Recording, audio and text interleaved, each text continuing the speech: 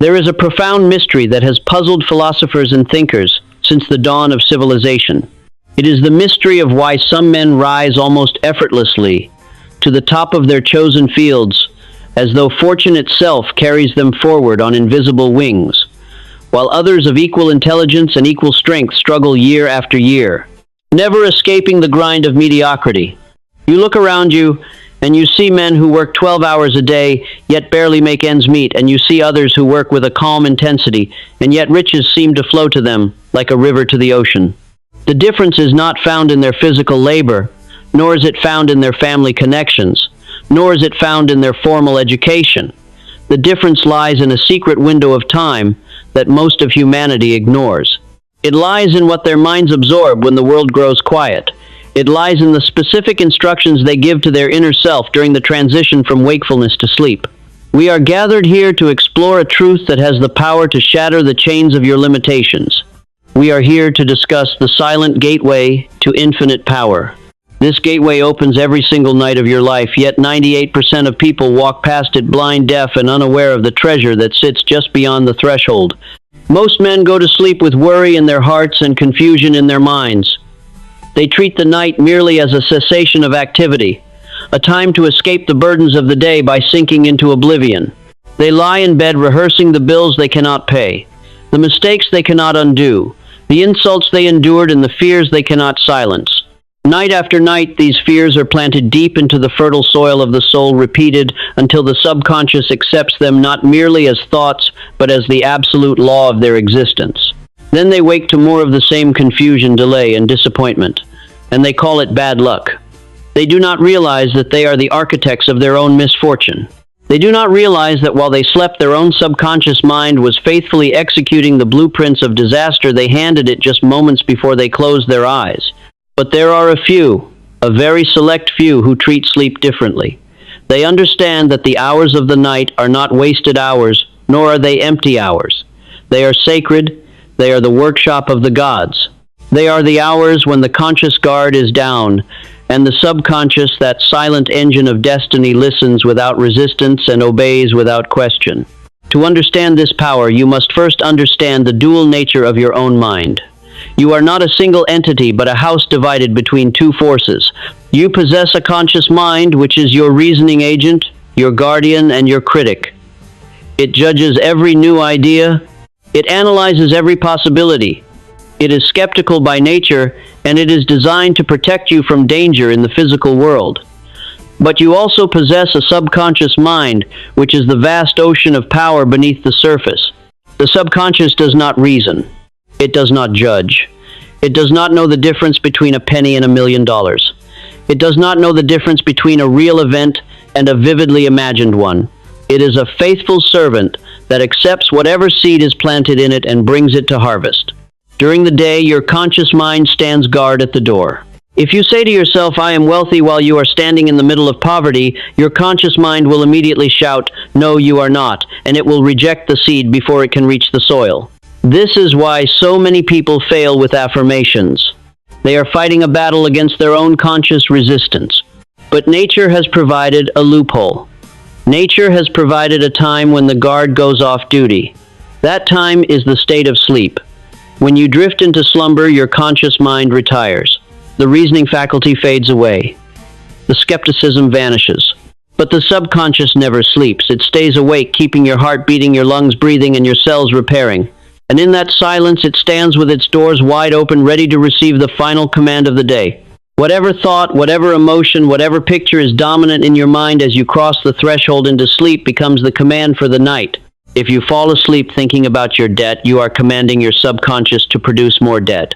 If you fall asleep thinking about your loneliness, you are commanding your subconscious to create more isolation.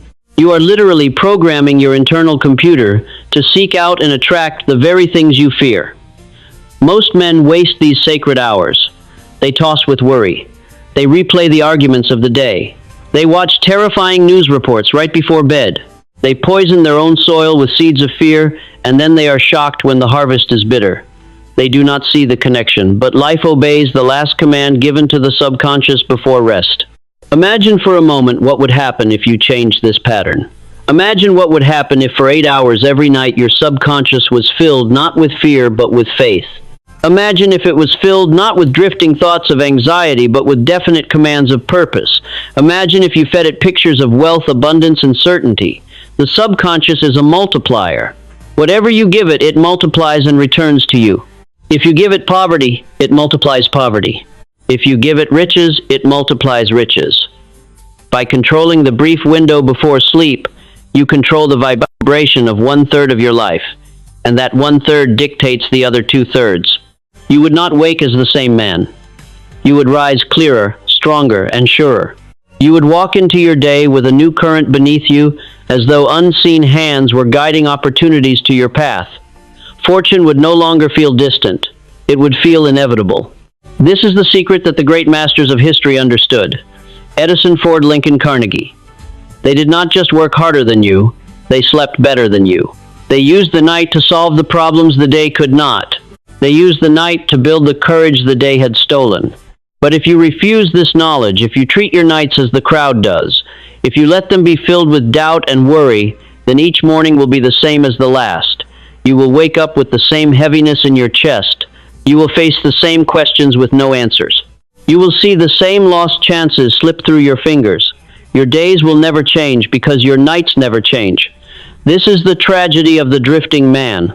He is a prisoner of a hypnotic rhythm that he himself established. He believes he is a victim of the economy or the government or his family. He does not know that the jailer holding the key is his own habit of nightly thinking. This is why I urge you with all the intensity of my being to listen to this message. Do not waste another night. Do not let another sun go down on a mind filled with fear. We are going to explore the exact method of harnessing this power. We are going to learn how to be the midnight architect who designs his castle while the world sleeps. Let us look deeper into this concept of the silent gateway. Why do I call it silent? Because the greatest forces in the universe are always silent. Gravity pulls the planets without a sound. The sun pours energy onto the earth without a noise. Your subconscious mind works in absolute silence, but it shapes the loud reality of your life. When you are awake, you are distracted by the noise of the senses. You see, you hear, you touch, you smell, you taste. Your energy is scattered outward. But when you lie down and close your eyes, you withdraw your energy from the physical world. You enter the inner sanctum. This is the moment of greatest potential. This is the moment when you are closest to infinite intelligence. Napoleon Hill taught that the subconscious mind is the connecting link between the finite mind of man and the infinite intelligence of the universe. When you impress a desire upon the subconscious before sleep, you are essentially sending a telegram to the source of all power. You are saying, "This is what I need. Bring it to me." And while you rest, the universe goes to work rearranging circumstances, influencing people, and creating coincidences to bring your desire to pass. Consider the poor laborer who returns home weary from his toil. He feels the weight of the world. He looks at his surroundings and sees only lack. He lies down and says to himself, "I hope I can survive another day." He prays a prayer of begging. He falls asleep with the vibration of survival. His subconscious dutifully accepts this instruction. It says, "Very well.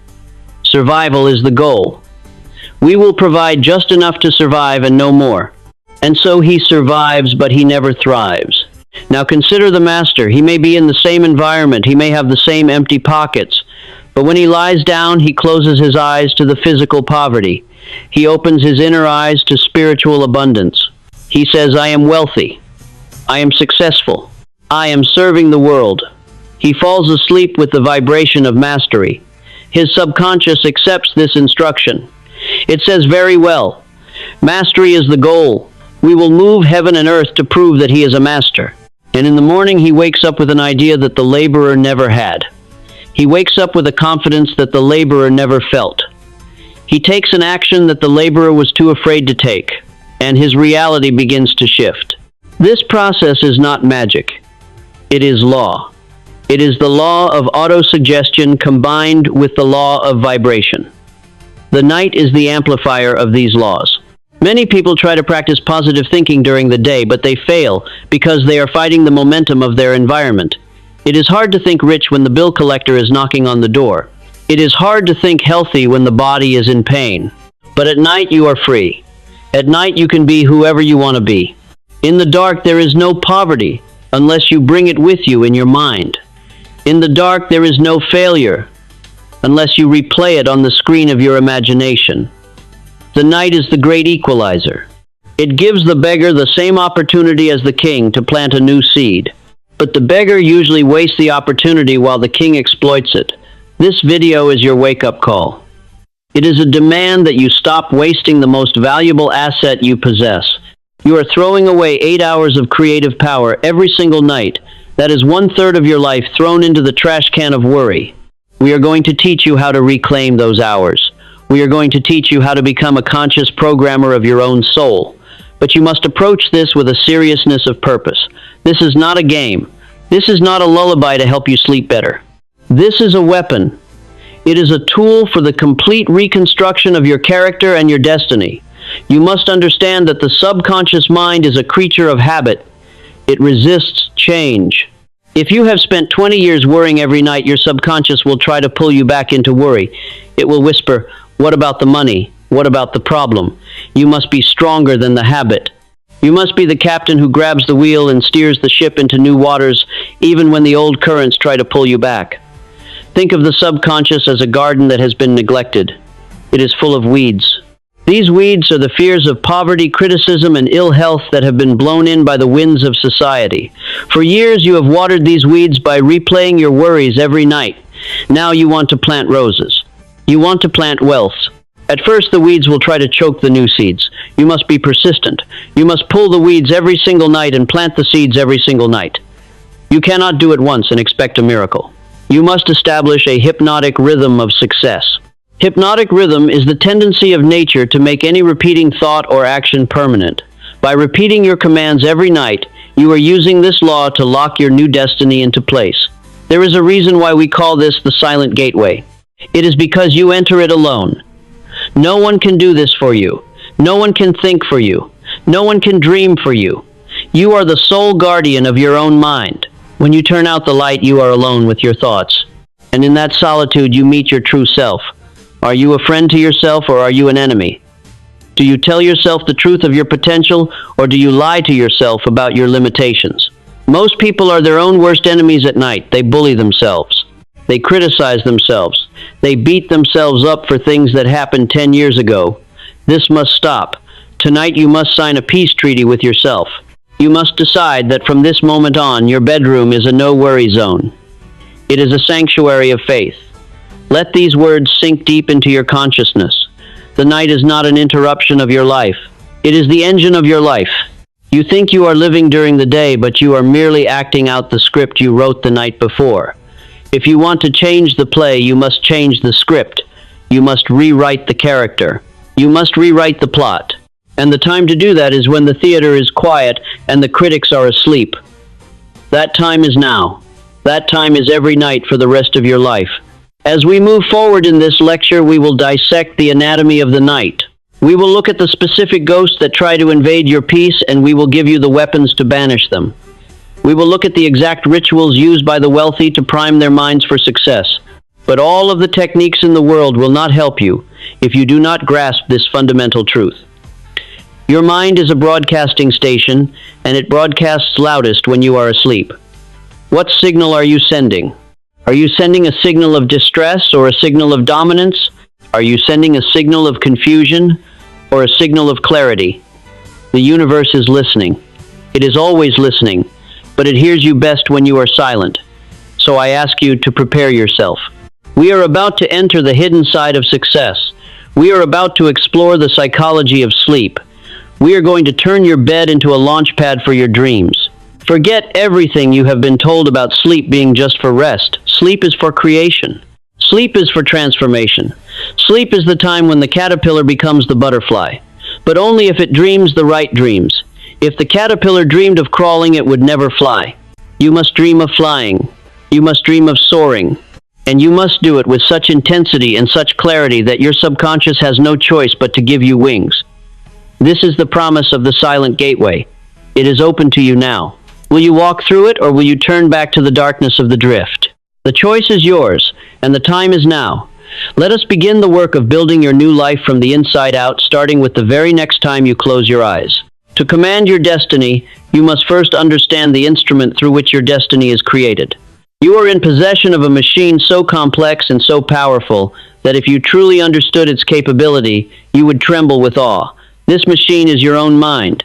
But the tragedy of the average man is that he has been given the keys to a kingdom, yet he lives like a beggar in the courtyard because he does not understand how to unlock the doors.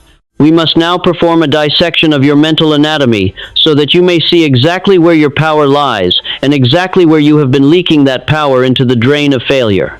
You must understand that you are not a single entity.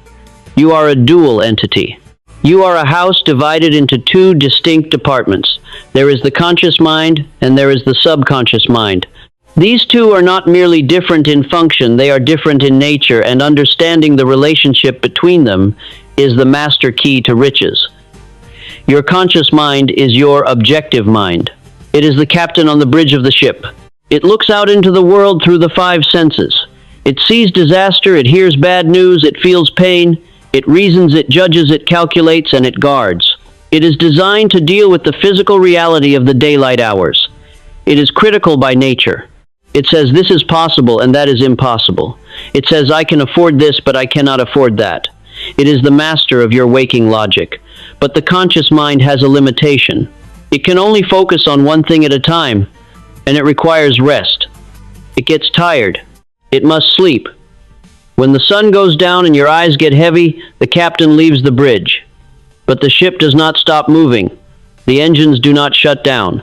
This brings us to the second and greater part of your nature. Your subconscious mind is the subjective mind. It is the vast crew working below the decks in the engine room. The crew does not see the ocean. They do not know if the ship is heading toward a tropical paradise or toward a jagged iceberg. They do not care. They only follow orders. And the orders come from the captain on the bridge. The subconscious mind is the seat of all memory, the controller of all bodily functions, and the connecting link to infinite intelligence. It never sleeps. It never rests. It works 24 hours a day, 7 days a week, from the moment of your birth until the moment of your death. It is the silent servant that keeps your heart beating and your cells regenerating while you are totally unaware. But here is the great secret that the schools never taught you. This servant is absolutely neutral. It has no sense of humor. It has no ability to judge right from wrong. It has no capacity to reject an idea. If you give it a plan for a castle, it will build a castle. If you give it a plan for a prison, it will build a prison with equal enthusiasm and skill. It does not argue with you. It simply manifests what it is given. Now we arrive at the critical mechanism of the night. During the day, your conscious mind acts as a filter or a guardian at the gate. If you walk up to a man on the street and tell him he is a millionaire, when he is actually broke, his conscious mind will reject that statement instantly. His logic will rise up and say, that is false, I have bills to pay, I have no job. The suggestion is blocked. It never reaches the engine room. This is why mere affirmations spoken casually during the day often fail to produce results. They bounce off the hard armor of the conscious mind like pebbles thrown against a tank. The captain is awake and he is cynical. He does not believe in miracles. But when you lie down at night, a biological and psychological shift occurs. As your breathing slows and your body relaxes, the captain begins to get drowsy. The sentry at the gate begins to nod off. The logic fades. The skepticism dissolves. The armor falls away. This transition period, the state between wakefulness and sleep, is the most magical time in the human experience. It is the moment when the door to the engine room is left wide open and unguarded. Whatever thought is in your mind at this precise moment does not meet with resistance. It walks right past the sleeping sentry and delivers its orders directly to the crew below. If you fall asleep thinking about how difficult your life is, you are essentially walking into the engine room and yelling full speed ahead toward misery. The crew hears the command. They do not ask why. They do not say, but sir, we want to be happy. They simply shovel the coal of your life energy into the furnace of misery. They work all night long, arranging your cells, vibrating your nervous system, and broadcasting signals to the universe to attract more difficulty. You wake up tired, not because you lack sleep, but because you have been working hard all night, creating the very life you do not want. Consider the analogy of the garden, for it is the most perfect description of this mechanism. Your subconscious mind is the garden. It is rich, dark, fertile soil. It is more fertile than the richest valley in the world, but the soil does not care what you plant. If you plant the seeds of nightshade, which is a deadly poison, the soil will not say, "Stop, this is bad for you." It will take the seed, it will nourish it, it will feed it with rain and sun, and it will produce a perfect specimen of poisonous nightshade. If you plant the seeds of corn, the soil will produce corn. The soil is the servant. You are the gardener. During the day, you are distracted. You let the birds of the air, which are the negative opinions of others, drop random seeds into your garden. You let the weeds of fear blow in from the news and the gossip. But at night, you have the chance to be the master gardener. You have the chance to clear the soil and plant exactly what you want to harvest. But most men are lazy gardeners. They go to bed and let the weeds of the day fester. They replay the arguments. They relive the failures. They water the weeds with their tears and their worry. And then they wonder why their life is a jungle of despair. You must understand the law of compounding as it applies to the mind. The subconscious does not merely store ideas, it multiplies them. This is the mechanism of the night. When you drop a seed of fear into the subconscious right before sleep, it does not stay a single seed. Over the course of 8 hours of silence, that seed germinates. It invites other thoughts of a similar vibration to join it. By morning, that single fear has grown into a forest of anxiety. You wake up with a heavy feeling in your chest, and you don't even know why. It is because the factory of your mind has been mass-producing fear while you slept. However, the reverse is gloriously true. If you drop a seed of faith into that fertile soil right before sleep, if you hold a picture of your desire with emotion, that seed also multiplies. It connects with all the other memories of success and confidence you have ever had. It reaches out to infinite intelligence and begins to organize the forces of the universe in your favor. By morning, that single thought of faith has grown into a momentum of courage. You wake up feeling that you can conquer the world. Let us look deeper into the chemical nature of this mechanism. Every thought you think produces a chemical reaction in the brain. Fear produces cortisol and stress hormones. Faith produces dopamine and serotonin. When you go to sleep wrapped in fear, you are marinating your vital organs in a bath of stress chemicals for 8 hours. Your body cannot repair itself. Your mind cannot organize itself. You are literally aging yourself and poisoning your potential. But when you go to sleep wrapped in a feeling of definite purpose and gratitude, you are bathing your cells in healing chemicals. This is why the wealthy look younger than the worried. This is why the successful have an energy that seems inexhaustible. It is not just genetics. It is the physiology of their nightly thoughts. They are using the mechanism of the night to regenerate their power, while the drifter uses it to degenerate his spirit. The subconscious mind is also the connector to the universal mind. Napoleon Hill spoke often of infinite intelligence. This is the storehouse of all knowledge that ever was or ever will be. It is the source of all inspiration and all invention. The subconscious mind is the antenna that connects you to this source, but the antenna works best when there is no static.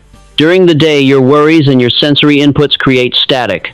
You cannot hear the whispers of infinite intelligence because the noise of the world is too loud. But at night, the static clears. If you go to sleep with a specific question or a specific command, you tune your antenna to the frequency of the answer. You are essentially saying, "To the universal mind, here is my problem, solve it while I rest." And because the channel is open, the answer comes. It comes as a hunch the next morning. It comes as a dream.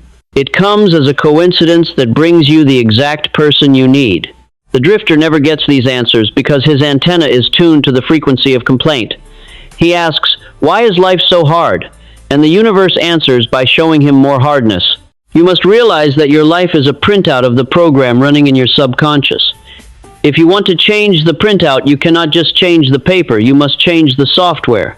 The time to change the software is when the system is offline to the outside world. That time is sleep. Most people try to change their lives by working harder during the day. They struggle, they force, they fight against circumstances. They are trying to change the printout with an eraser. It never works. The ink is too permanent. You must go to the source code. You must become a hacker of your own mind. And the back door to the system is the transition into sleep. This is why I tell you that the difference between the rich and the poor is not what they do with their hands, but what they do with their minds at midnight. Think of the subconscious as a tape recorder that is always recording. During the day, it records the traffic, the noise, the arguments, the doubts. But at night, you have the power to press the record button and speak your own message. If you do not exercise this power, the recorder just keeps playing back the loops of the past. It replays your father's voice telling you that money doesn't grow on trees. It replays your teacher's voice telling you that you are average. It replays your ex-lover's voice telling you that you are not enough. These loops run round and round in the dark, forming deep grooves in your brain. You wake up and you act out these loops automatically. You sabotage your own success because the tape says you don't deserve it. You push away love because the tape says it won't last. The only way to erase an old tape is to record a new one over it. You must record a message of absolute power, and you must play it tonight.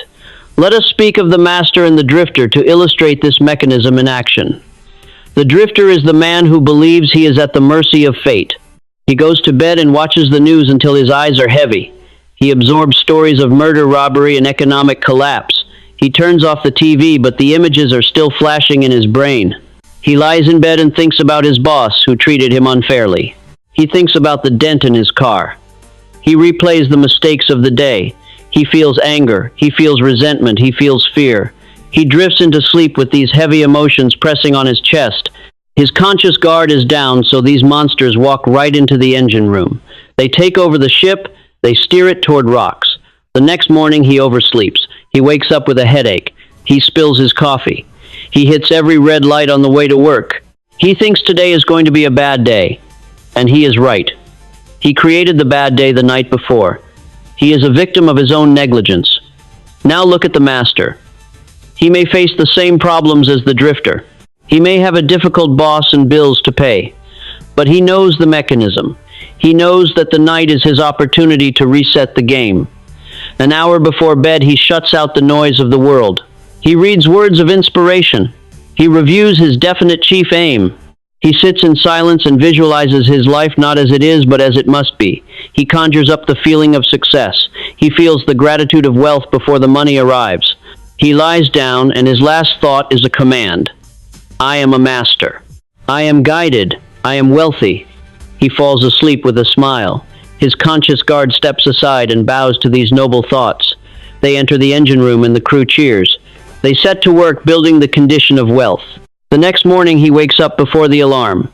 He feels light. He feels an inexplicable expectation of good. He walks into his office and he radiates confidence. People are drawn to him. Problems seem to solve themselves in his presence. He calls it a good day. But it was not luck. It was engineering. He engineered the day by using the mechanism of the night. This mechanism is as reliable as gravity. It works for the sinner and the saint. It works for the genius and the fool. It is impersonal. It does not care if you are a good person. It only cares about what you impress upon it. This is why you see good people suffering and bad people prospering. The bad person may have absolute confidence in his ability to get what he wants, while the good person is filled with doubt and unworthiness. The subconscious rewards the confidence and punishes the doubt regardless of moral standing. You must stop hoping that life will be fair and start demanding that life yield to your commands. You must become a dictator to your own subconscious. You must stop asking and start telling. The mechanism also involves the concept of the guardian of the threshold. In ancient mysteries, they spoke of a guardian that stood between the outer world and the inner world. In psychology, we know this is the reticular activating system and the critical faculty. This guardian filters out millions of bits of information. If you buy a red car, suddenly you see red cars everywhere.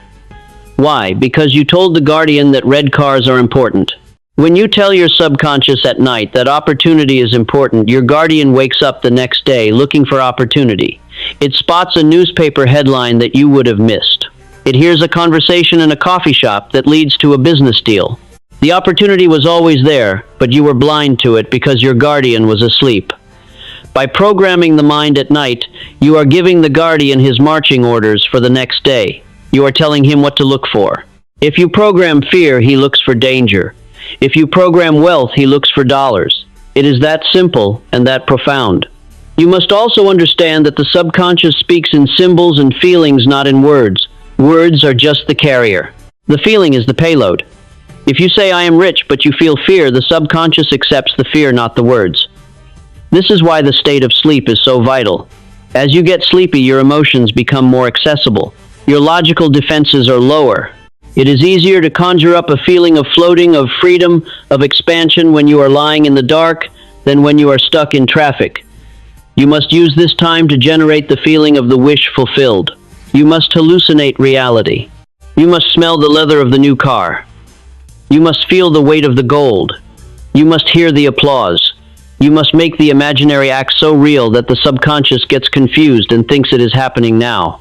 Once the subconscious accepts it as real, it has no choice but to manifest it in the external world to resolve the conflict between the inner image and the outer reality. This is the machinery you are operating. It is a biological supercomputer connected to the mainframe of the universe. For years, you have been letting a toddler bang on the keyboard, creating chaos in your life. The toddler is your undisciplined, reactive mind. It is time for the adult to step into the room. It is time for the master to sit at the keyboard. The keyboard is open tonight. The screen is blank. The cursor is blinking, waiting for your input. What will you type? Will you type the same old story of struggle and strife? Or will you type a new story of triumph and glory? The mechanism is waiting. The servant is listening. The master must speak. And he must speak in the silence of the night where the magic happens. Do not underestimate the power of this mechanism because it is invisible. Electricity is invisible, but it lights the world.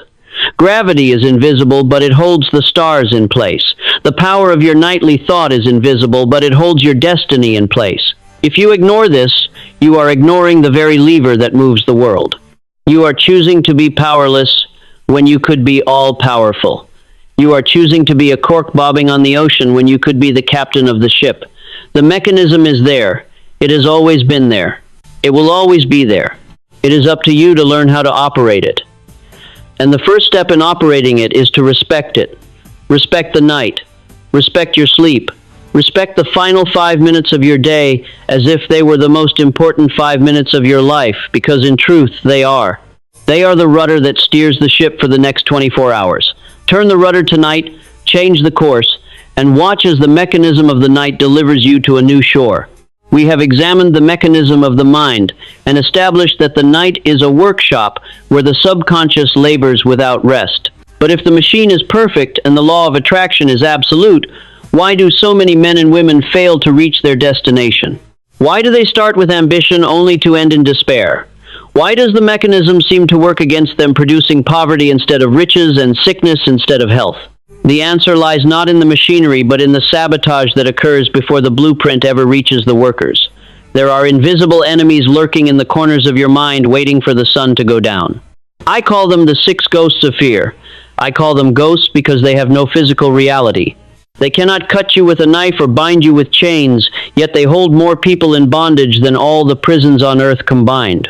These ghosts are nothing more than states of mind, but to the person who entertains them, they are as real as the bed they lie upon. They are the primary reason you are stuck. They are the reason you hesitate when you should act, and they are the reason you stay silent when you should speak. But their greatest crime is that they steal your sleep and poison your subconscious during the most critical hours of creation. You must understand why these ghosts prefer the night. During the day, your senses are bombarded with stimuli. You have work to do, people, to talk to traffic, to navigate, and noise to distract you. Your conscious mind is busy fighting the battles of the physical world, so it pushes these fears into the background. But when you lie down at night, the noise stops, the distractions fade, the lights go out, and in that silence, the conscious guard becomes weary. This is the moment the ghosts have been waiting for. They emerge from the shadows of your memory and your imagination. They sit on the edge of your bed, and they begin to whisper. Because you are tired, because your defenses are down, their whispers sound like thunder. They take small worries and magnify them into insurmountable mountains. They take minor insecurities and turn them into paralyzing dread. If you fall asleep while listening to these ghosts, you are handing over the controls of your destiny to the enemy. You are commanding your subconscious to materialize your worst nightmares. We must now drag these ghosts out of the darkness and into the light, because fear cannot survive in the light of analysis. We will strip them of their power by naming them one by one and exposing their nocturnal tactics. The first and most destructive of these enemies is the fear of poverty. This fear is a paralyzing state of mind that makes a man accept a life of misery simply because he is terrified of starving. It is a fear that is inherited from the ages when men preyed upon one another physically, but today we prey upon one another financially. Watch what happens when a man possessed by this ghost tries to sleep. He lies in the dark, and the ceiling becomes a movie screen projecting his financial ruin. He mentally rehearses the bills he cannot pay. He calculates his debts over and over again, hoping the math will change, but it never does. He worries about losing his job. He worries about the economy. He worries about the price of bread. This mental activity generates a vibration of lack. His subconscious mind receives these pictures of empty bank accounts and foreclosure notices, and it accepts them as the dominant command. It says, very well, we will create more scarcity. This man wakes up exhausted not because he didn't sleep, but because he spent 8 hours working in the factory of poverty. He walks into his day emitting the frequency of a beggar. He repels opportunity because opportunity is attracted to confidence, not desperation. The irony is that the man who fears poverty the most is the one most likely to live in it, because his nightly rehearsals of lack have programmed his mind to be blind to abundance. You must realize that riches do not begin in your bank account, they begin in your mind. If you take the ghost of poverty to bed with you, you will wake up in its arms. The second enemy is the fear of criticism. This ghost is perhaps the most insidious of all, because it often masquerades as being practical or realistic. This is the fear of what they will say. Who are they? They are the invisible jury that sits in your mind judging your every move. They are your neighbors, your relatives, your co-workers, and the faceless crowd of society. How many brilliant ideas have died in the cradle because their creator was afraid of being laughed at? At night, this ghost replays the embarrassing moments of your past. It reminds you of the time you spoke up and were ignored. It creates imaginary scenarios where you try to succeed and everyone mocks you. It whispers that you should stay small, that you should not rock the boat, that you should be like everyone else. This fear robs man of his initiative. It destroys his power of imagination. It takes away his individuality. It makes you buy clothes you cannot afford to impress people who do not care about you. It makes you hold your tongue when you have the truth. It makes you apologize for your dreams. If you fall asleep worrying about the opinions of others, your subconscious receives the command, I am inferior. It then goes to work creating circumstances that prove you are inferior. It makes you stutter when you speak. It makes you hesitate when you should strike. To conquer this ghost, you must realize that no man has ever achieved anything great without first being criticized. If you want to rise above the average, you must expect criticism as part of the price of admission. The only way to avoid criticism is to do nothing, say nothing, and be nothing. Do not let the imaginary laughter of the crowd haunt your pillow. The third enemy is the fear of ill health. This ghost operates through the direct connection between the mind and the body. We now know that the mind controls the chemistry of the blood and the function of every organ. When the lights go out, the hypochondriac mind begins to scan the body for trouble. Every heartbeat sounds like a drum. Every twitch feels like a symptom of a deadly disease. The silence of the night amplifies the sensations of the body.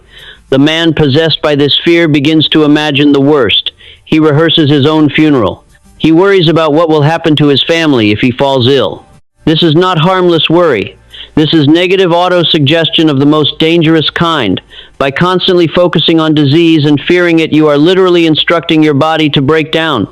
You are flooding your system with stress hormones that destroy your immune system. You are creating the very condition you dread. I have seen men who were perfectly healthy physically, but who read so much about disease and worried so much about symptoms that they created illness out of thin air. Your subconscious mind controls your health. If you feed it pictures of sickness every night, it will obediently produce sickness. But if you feed it pictures of vitality and strength, it will produce health. You must banish this ghost by refusing to discuss or think about illness after the sun goes down. Your body is designed to be healthy, and it will remain so if you stop poisoning it with the toxins of fear before you sleep. The fourth enemy is the fear of loss of love. This fear dates back to the Stone Age when men would steal women by brute force, but today it manifests in the form of jealousy and suspicion. It is the terrified belief that you are not enough to keep the affection of those you care about. At night, this ghost creates movies of betrayal in your mind. You lie awake wondering where your partner is or who they are talking to. You analyze every word they said during the day looking for signs of disinterest. You imagine them leaving you. This fear causes suspicion and distrust. It makes people possessive and controlling. It turns relationships into prisons. The man who is possessed by this fear will stifle his partner's freedom in a desperate attempt to bind them to him. And in doing so, he creates the very thing he fears most. He drives love away. Love is like a bird. If you hold it loosely, it will stay, but if you squeeze it too tightly out of fear, you will crush it. This fear often stems from a lack of self-love. If you do not value yourself, you cannot imagine why anyone else would value you. If you take this jealousy into sleep, your subconscious accepts the command, "I am unlovable." It then sabotages your relationship in 1,000 subtle ways. You wake up angry and insecure, and you start the day with conflict. You must realize that you cannot own another human being. True love requires faith. It requires the confidence to stand alone if necessary, knowing that your value does not depend on the validation of another person. The fifth enemy is the fear of old age. This is the fear that creates the illusion that your best days are behind you. It is the belief that getting older means decline, uselessness, and irrelevance. At night, this ghost whispers that it is too late for you. It tells you that you missed your chance. It tells you that you are too tired to start a new business or learn a new skill. It makes you look at the wrinkles in the mirror with despair instead of pride. This fear causes men and women to slow down just when they should be speeding up. They mentally retire long before they physically retire. This is a tragic lie. The most productive years of a person's life are often between the ages of 40 and 60 and even beyond. This is the time when the physical passions have cooled and the judgment has matured. This is the time when a man has acquired the experience necessary to lead and to build. Do not let the calendar dictate your potential. Age is a state of mind. If you convince yourself that you are old and finished, your subconscious mind will shut down your energy and your enthusiasm. It will stop generating new ideas. But if you view age as an accumulation of power and wisdom, you will remain young in spirit until the very end. Do not accept the verdict of society that says you must fade away. The only time you are truly old is when you stop dreaming. The sixth and final enemy is the fear of death. This is the shadow that hangs over all the other fears. It is the fear of the unknown. For thousands of years, religious fanaticism and superstition have used this fear to control the minds of the masses. Men are taught to fear the afterlife, to fear judgment, to fear the cessation of consciousness. At night, when the world is dark, this primal fear can be paralyzing. It makes men cautious and timid. They are so afraid of dying that they forget to live. They play it safe, refusing to take risks because they want to preserve their life at all costs. But what is life without risk? What is life without adventure? Death is a natural transition. It is as natural as birth. It is merely a change in the form of energy. Energy cannot be created or destroyed, it can only be transformed. The man who has lived a full and purposeful life does not fear death. He accepts it as the next great chapter. The fear of death is actually a symptom of a life unlived. It is the regret of the things you did not do and the person you did not become. If you are busy fulfilling your definite major purpose, if you are serving others and expressing your true self, you will have no time to worry about death. You will be too busy living. You must look at this final ghost and realize that worrying about the inevitable is the height of foolishness. It robs you of your peace in the present moment, which is the only moment you actually possess. These are the 6 ghosts. Look at them closely. Do you see them for what they are? They are not monsters. They are shadows. They are merely thoughts that you have allowed to squat in your mind rent-free. They have no power other than the power you give them. But notice the pattern. All of them operate by painting a picture of a negative future. Poverty paints a picture of lack. Criticism paints a picture of rejection. Illness paints a picture of pain. Loss of love paints a picture of loneliness. Old age paints a picture of decline. Death paints a picture of nothingness. When you lie in bed and watch these pictures, you are essentially watching a horror movie of your own creation. And your subconscious mind, which is the producer of your life, takes that script and starts filming it the next day. This is why the rich get richer and the poor get poorer. The rich go to bed watching movies of success. The poor go to bed watching movies of fear. You cannot serve two masters. You cannot harbor these ghosts and simultaneously build a life of success. They cannot coexist in the same mental space. One must go. And since you are the architect, since you are the one holding the blueprint, the choice is entirely yours. You must sweep the house of your mind clean every single night. You must perform a mental exorcism, not with magic, but with the sheer force of your will. This is the missing link in your search for wealth. You have been trying to plant seeds of flowers in a garden full of weeds. No matter how hard you pray or how hard you work, if you do not pull the weeds of fear at night, they will choke your harvest by morning. How do you banish them? You cannot fight darkness with a stick. You cannot shout at the darkness to leave. You can only do one thing to remove darkness. You must turn on the light. The light is the specific image of your desire. When the ghost of poverty whispers, "You are broke," you do not argue. You simply switch the slide in the projector of your mind. You immediately picture yourself holding the check. You feel the abundance. You replace the thought of fear with the thought of faith. When the ghost of criticism whispers, "They are laughing at you," you switch the slide. You picture yourself standing tall, receiving an award while the crowd applauds. You do not fight the fear, you replace it. This is the law of substitution. The mind can only hold one thought at a time. Make sure that thought is one of your own choosing. This nightly battle for your mind is the most important battle you will ever fight. It is a battle for your soul. If you win this battle, you win the war of life. If you lose this battle, you remain a slave. The ghosts will try to trick you. They will tell you they are just being realistic. They will tell you they are trying to protect you. Do not listen. They are liars. They are the echoes of a past you are trying to escape. Tonight, when you lay your head on the pillow, be vigilant. Watch your thoughts like a hawk. When a ghost appears, recognize it, name it. Say, "I see you, fear of poverty. You have no place here." And then, deliberately, forcefully, and with emotion, install the picture of what you intend to create. The subconscious mind is neutral, but it is also hungry. It must be fed. If you do not feed it faith, it will feed on fear. If you do not give it a plan, it will accept the plan of the drifter. The choice is not between thinking and not thinking. The choice is between thinking what you want and thinking what you fear. The ghosts are waiting for you to drop your guard. Do not give them the satisfaction. Be the master of the night. Be the captain of the ship. Order the ghosts off the vessel and set your course for the golden shore. Your destiny depends on the quality of your sleep and the purity of your dreams. Cleanse your mind tonight and wake up a free man tomorrow. We have just dragged the 6 ghosts of fear out of the shadows. You now see them for what they are. But seeing the enemy is only half the battle. To defeat them, you need weapons that are stronger than fear. You need a community of like-minded souls who are also fighting this battle. Before we move to the historical evidence of the giants who conquered these ghosts, I ask you to make a mark of your commitment.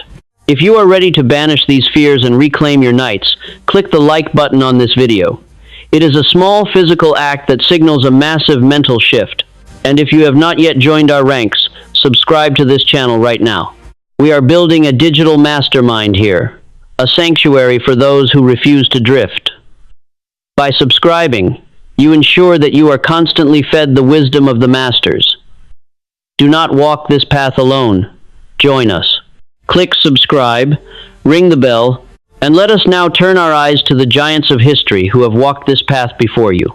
Do not make the mistake of thinking that the philosophy we are discussing here is mere theory.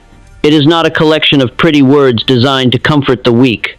It is the practical science of achievement that has been tested in the laboratory of life by the most powerful men who have ever walked the earth.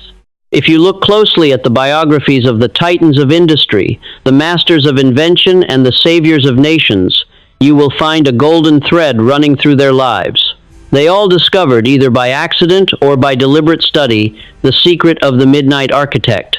They understood that the waking hours are for action, but the sleeping hours are for creation. We have just confronted the ghosts that haunt the drifter. Now we must turn our eyes to the giants who conquered those ghosts. We must study their methods not to worship them, but to replicate them. For the laws of the mind are universal. Gravity pulls the beggar and the king to the earth with equal force. The law of the subconscious serves the master and the slave with equal obedience. Let us look at the evidence so that your faith may stand on a foundation of rock. Consider first the man who illuminated the world, Thomas Alva Edison. Here was a man with less than 3 months of formal schooling. He had no scientific credentials. He had no financial backing. By all logical standards, he should have remained a telegraph operator living a life of obscurity. Yet he became the greatest inventor in history, holding over 1,000 patents. How did he do it? Edison understood better than any man of his time that his conscious reasoning mind was limited. He knew that the answers to the problems of the electric light and the phonograph were not found in textbooks because they had not been written yet. He had to draw knowledge from a source that transcended human experience. He used the twilight zone of sleep as his fishing ground. Edison was famous for his naps, but they were not ordinary naps. He would sit in his armchair with a heavy steel ball in his hand. He would focus his mind intensely on the problem he was trying to solve. He would visualize the completed invention even though he did not yet know how to build it. Then he would allow himself to drift. As he passed from wakefulness into that hypnagogic state, the borderland between the conscious and the subconscious, his grip would relax. The steel ball would fall from his hand and crash onto a metal plate he had placed on the floor. The noise would wake him instantly. In that split second of awakening, he often found that the solution to his problem was flashing in his mind like a lightning bolt. What was happening here? Edison was deliberately hacking the mechanism of the night. He knew that the conscious mind with its doubts and its logic was a barrier to infinite intelligence. By drifting toward sleep, he lowered the barrier. He allowed his question to sink into the subconscious, which has access to all knowledge. The crash of the ball brought him back before he fell into deep unconsciousness, allowing him to capture the flash from the other side. Edison did not invent the light bulb by thinking harder. He invented it by learning how to hand the problem over to his silent partner. He trusted the night. He did not go to sleep with the frustration of failure, even though he failed 10,000 times. He went to sleep with the expectation of the answer. If he had taken his failures to bed with him, his subconscious would have produced more failure. But because he took the image of the light into his sleep, the light eventually manifested in the physical world. This is the difference between a tinkerer and a genius. The tinkerer works only with his hands. The genius works with the infinite. Now turn your attention to the industrial titan Henry Ford. Ford was a man who seemed to defy the laws of possibility. He was uneducated, poor, and mocked by the experts of his day. When he announced his vision of a V8 engine cast in a single block, the entire engineering world told him it was a technical impossibility. They said it could not be done. Ford simply smiled and said, "Produce it anyway." For a year, his engineers worked and failed. They came to him and said, "Mr. Ford, it is impossible." Ford replied, "Go right back to work. I want it and I'll have it." Where did Ford get this unshakable certainty? It came from his nightly ritual. Ford was a man of intense focus. Every night before he slept, he would visualize the engine clearly in his mind. He did not worry about the how. He focused entirely on the what. He impregnated his subconscious mind with the finished picture of the V8 engine. He refused to let the voices of the engineers enter his bedroom. He knew that if he accepted their impossibility, his subconscious would shut down the flow of ideas. But by holding the picture of the completed engine, he forced his subconscious to find a way. This is a critical lesson for you. The subconscious mind is a problem-solving engine, but it only solves the problems you give it. If you give it the problem of, "Why is this impossible?" it will give you 1,000 reasons why you should quit. Ford gave it the command, "Show me how to cast this block." Night after night, while Ford slept, his subconscious worked on the minds of his engineers. It is a mysterious law of the mastermind that when a leader holds a picture with absolute faith, it transmits to the minds of those around him. Eventually, the secret was discovered, and the V8 engine became a reality. Ford became the richest man in America not because he was the best mechanic, but because he was the best dreamer. He controlled the blueprint that went into the factory of the mind. While his competitors went to sleep worrying about bankruptcy, Ford went to sleep building empires. Let us look at a different kind of power. The power of resilience, as demonstrated by Abraham Lincoln. Here was a man who faced failure at every turn. He failed in business. He lost elections. He suffered the death of his beloved Anne Rutledge. And then as president, he faced the disintegration of his nation. The burden on Lincoln's shoulders was enough to crush 10 ordinary men. The nights during the Civil War were filled with the reports of slaughter and defeat. How did he survive? How did he keep his sanity when the world was falling apart? Lincoln relied heavily on the guidance of his dreams. He spoke often to his cabinet about the vivid dreams he experienced. He dreamed of a ship moving with great speed toward a dark and unknown shore. He interpreted this not with fear, but with a sense of destiny. He understood that he was an instrument of a higher power. Lincoln used the night to renew his faith in the Union. When the days were filled with the noise of critics and generals who refused to fight, Lincoln would retreat into the silence. He would commune with what he called the silent partner. He would hand over the burden of the war to this higher power before he slept. If Lincoln had taken the full weight of the war onto his conscious ego, he would have perished. But he learned the art of surrender. He surrendered the problem to the subconscious, knowing that it had connections to the outcome that he could not see. This did not make him passive, it made him decisive. He would wake up with the courage to sign the Emancipation Proclamation. He would wake up with the resolve to remove a general who was not fighting. His subconscious sustained him. It fed him courage while he slept. If you are going through a dark night of the soul in your own life, look to Lincoln. Do not go to sleep replaying the tragedy. Go to sleep surrendering the outcome to the wisdom that created you. Consider the story of Edwin C. Barnes. You may not know his name as well as Edison, but his story is the purest example of the principle we are discussing. Barnes was a tramp. He had no money, no clothes, and no influence. But he had a burning desire to become the business partner of Thomas Edison, not an employee, but a partner. He hopped a freight train to Orange, New Jersey. He looked like a hobo, but his mind was vibrating with the frequency of a king. When he stood before Edison, he looked like a tramp, but Edison saw something else. Edison saw a man who would not stop until he got what he wanted. Barnes did not get the partnership immediately. He was given a job sweeping floors. For years, he was a nobody. But Barnes did not go to sleep at night thinking of himself as a floor sweeper. This is the key. Every night on his humble cot, Barnes closed his eyes and saw himself as Edison's partner. He visualized the handshake. He visualized the contract. He refused to accept the evidence of his senses, which told him he was poor. He lived in the reality of his imagination. The drifters who worked alongside him saw themselves as laborers, so they remained laborers.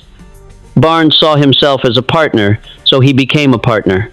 When the opportunity finally came in the form of the Ediphone, a machine that no one else could sell, Barnes was ready.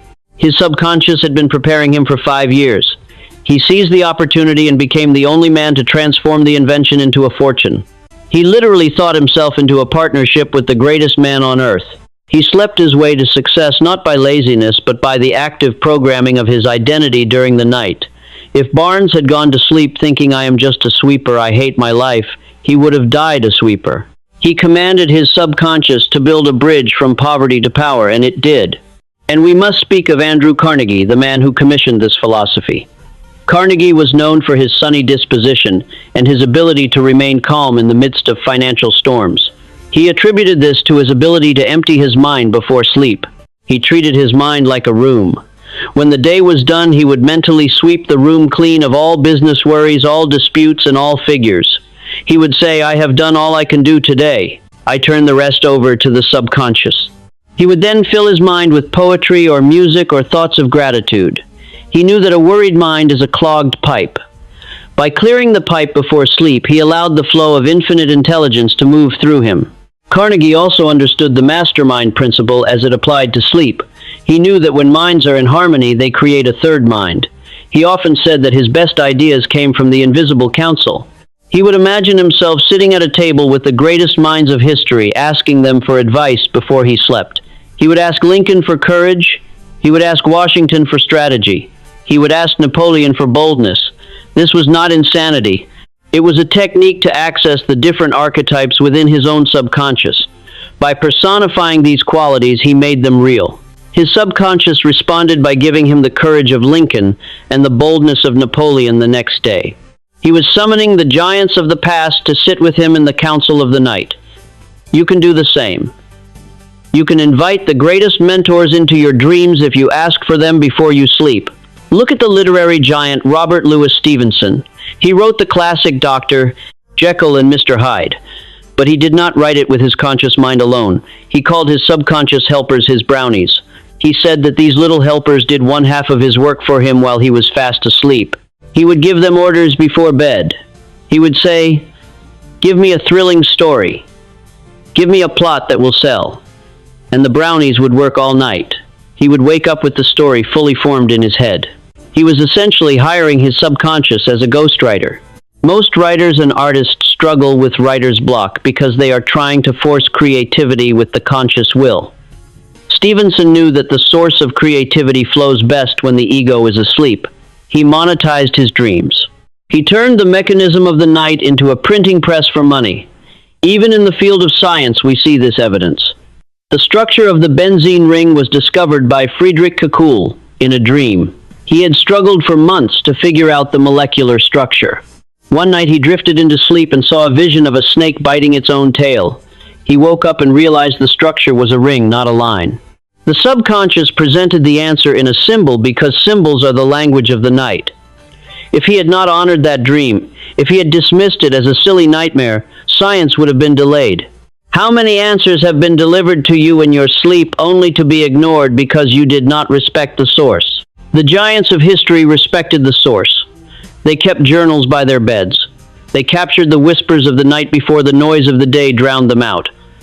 What is the common denominator among all these men? They were not all educated. They were not all born rich. They were not all religious. But they all treated the transition into sleep as a holy moment. They refused to pollute that moment with the garbage of the day. They understood that the man you are when you fall asleep dictates the man you are when you wake up. They knew that sleep is not an interruption of work, but the highest form of work. While the body repairs the muscle, the mind repairs the destiny. They were midnight architects. They drew the plans in the silence and let the great contractor build the house in the light. Contrast this with the average man today. He falls asleep watching violence on a screen. He falls asleep arguing in the comments section of a social media post. He falls asleep worrying about things he cannot control. He gives his subconscious a blueprint of chaos and then wonders why his life is chaotic. He is like a man who throws sand into the gears of a precision engine and then complains that the engine is broken. The engine is not broken. It is doing exactly what it was told to do. It is grinding itself to pieces, because that was the instruction.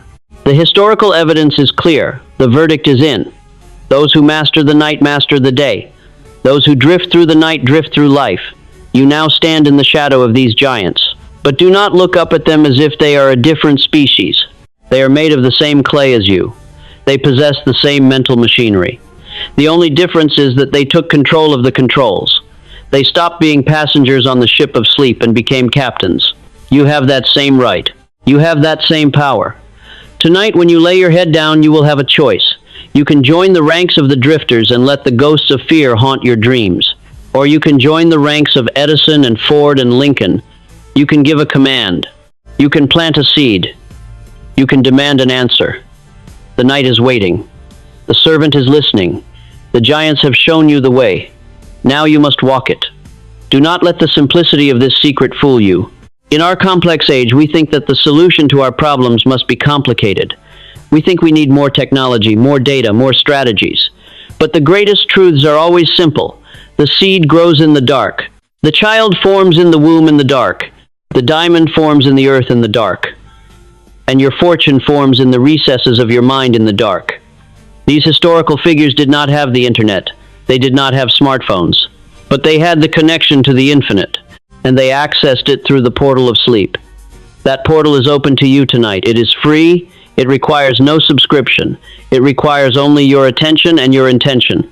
Will you use it? Or will you let another night go to waste? The history of your future is being written tonight. Make sure it is a story of triumph. We have explored the mechanism of the mind, and we have walked in the footsteps of the giants who used the night to build their empires. You now possess the knowledge of what to do. You know that you must banish fear, and you know that you must implant faith. But knowing is not enough. If knowledge alone were the secret to success, then every librarian would be a millionaire and every professor would be a captain of industry.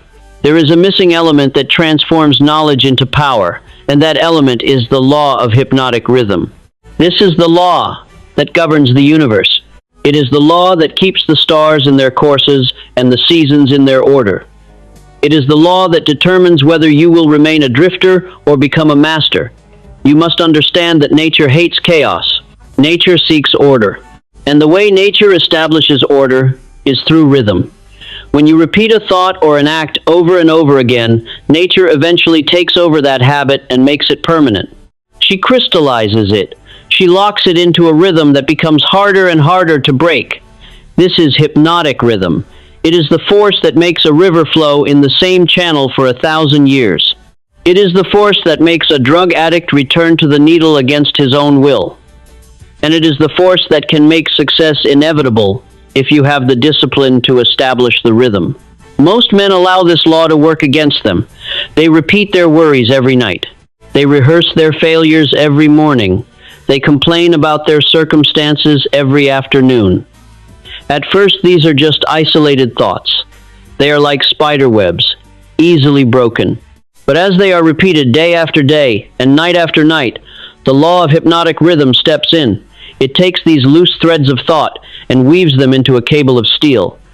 The habit of worry becomes a rhythm. The habit of poverty becomes a rhythm.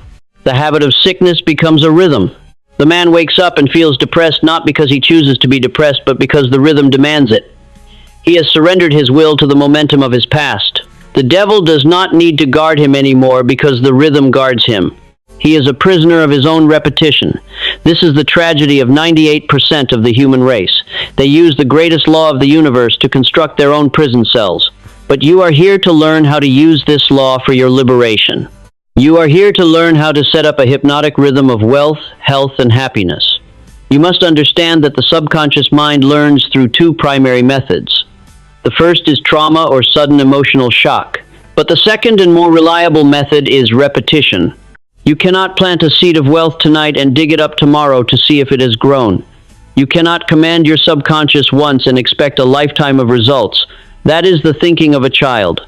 You must be willing to engage in the boredom of consistency. You must be willing to repeat your commands night after night after night, even when you see no immediate evidence of change. This is where the concept of compounding enters the equation. We all understand compound interest in finance. If you double a penny every day for 30 days, you do not end up with a few dollars, you end up with millions. The greatest growth happens at the very end of the cycle, not the beginning. The same is true for the compounding of thought. The first night you practice your new ritual of commanding the subconscious, you may feel nothing. You may feel foolish. You may feel like you are lying to yourself. This is normal. Your old rhythm is fighting back. The second night might be harder than the first. The third night you might be tempted to skip it because you are tired. This is the test. This is the moment where the drifter quits and the master persists. If you stop now, you break the momentum. You go back to zero. But if you push through, if you perform the ritual, on the fourth night and the fifth night and the 10th night, something miraculous begins to happen. The law of compounding kicks in. The impressions you made on the first night are not lost. They are added to the impressions of the second night. And the third, they begin to stack up. They begin to gain weight. The vibration of your thought becomes denser and more magnetic. You are building a critical mass of faith. Imagine you are pumping water from an old-fashioned hand pump. You have to pump and pump and pump for a long time before you see a single drop of water. The water is traveling up the pipe from deep underground, but you cannot see it. Most people pump for a few minutes, see no water, and walk away in disgust saying, "This pump is broken." They were only a few strokes away from a flow of cool, clear water. But they quit too soon. The law of hypnotic rhythm requires that you keep pumping until the flow starts. And once the flow starts, you only have to pump effortlessly to keep it going. The hard work is in the beginning. The hard work is in breaking the old rhythm of lethargy and establishing the new rhythm of discipline. This is why I am charging you to commit to a specific time frame. You cannot try this for a few days. You must commit to a minimum of 30 days. 30 days is the time required to break the old chains of habit and forge the new links of destiny. During this 30-day period, you are literally physically rewiring your brain. Science tells us that neurons that fire together wire together. Every time you visualize your success before sleep, you are firing a specific neural pathway. At first, it is a dirt path through a jungle. It is hard to travel. But as you walk it every night, the grass gets trampled down. The path widens.